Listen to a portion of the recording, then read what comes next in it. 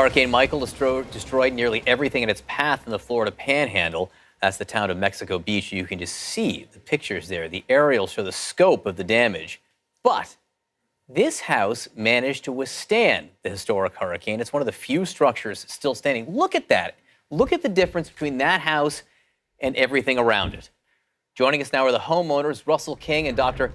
LeBron Lackey. Gentlemen, thanks so much for being with us. First, your reaction when you first saw the pictures of your house and all the damage that was done around it. Well, we're glad our house survived, but we're so sad we're overcome with sadness for everybody else. So the relief of seeing the pictures was just incredible at the time. He watched the storm come in. We had Arlo cameras stationed on the decks. He watched the storm coming in. I'd been watching CNN all day and knew it was coming, but I had to turn it off. And he kept calling me, and I kept hanging up on him. I was watching the whiteout through the eye wall. We had Arlo cameras here that survived, and there it is. And y'all have got the disc out of it. Yeah, no. When I first drove into town. Go ahead. I'm sorry. When I first drove into town, I'd been relieved because I'd already seen the pictures of the house and the fact that the house stood. And I'd already seen the pictures of destruction, but there was just nothing like it firsthand. Before I ever made it to the house, I already had tears in my eyes for the community. No, it is hard. It's so hard to look at the community now and think of everything that was lost. Why did your house... We were with our friends yesterday. Why did your house survive? Go ahead. We put a lot of work in it. We paid attention to every detail from the ground up. At every point, from pilings to the roof and everything in between. When it came time to make a decision about what level of material or what to use, we didn't pay attention to code. We went above and beyond code, and we asked the question, what would survive the big one? And we consistently tried to build it for that. And this was the engineers took all kinds of things. Apparently so. My understanding is that the code, the Hurricane Andrew code in the Florida Panhandle, is that you have to build a house to withstand 120 mile per hour winds. You built this to withstand 240 mile per hour winds, is that right? 240, 250, something like that.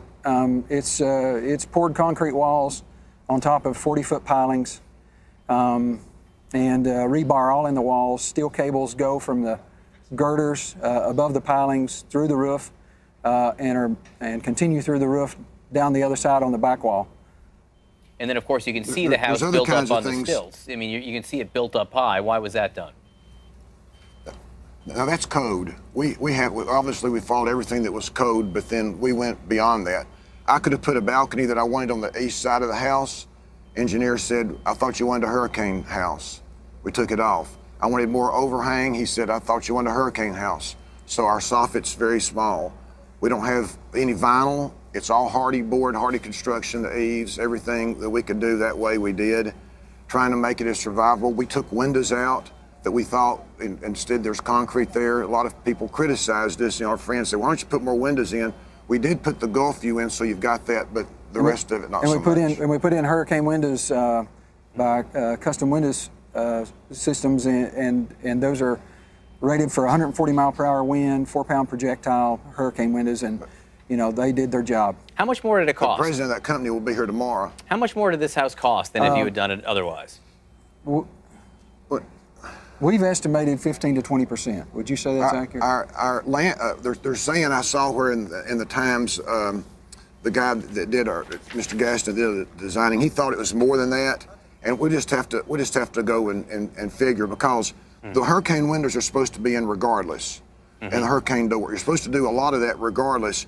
And going from vinyl to hardy board construction or other cement board, it's not that much. Now the 30-foot pilings was what they were going to do, and then I called and said, well, what can we get better than that? And they said we can get 40-foot, and it was like $2,000 more. Right. Then I called back. I said, well, can we get 50-foot?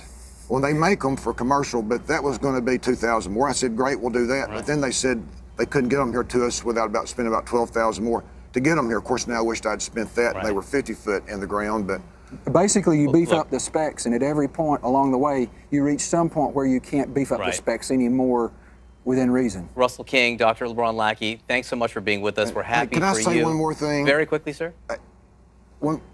Just thank you to CNN. I watched y'all the pre-storm coverage. There are people who are alive today, in my opinion, because y'all got the word out. Sometimes you're accused, of over dramatization and all.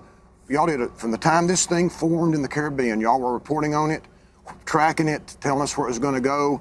And he was watching the camera, and I was watching it then. That's before I chickened out. But y'all did a great job of warning people. People are alive today, in my opinion, because CNN warning people, saying, please get out of harm's way.